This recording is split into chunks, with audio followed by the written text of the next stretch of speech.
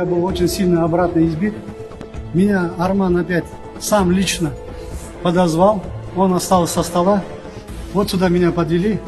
И здесь опять началось мое избиение. После чего Арман подал команду ломать мне ноги. Они меня когда рубили вот это на мачете и битой, я замолчал и начал прямо смотреть в глаза Арману. После чего через, не помню же, некоторое время здесь собралась такие же незаконно задержанные этими бандитами люди.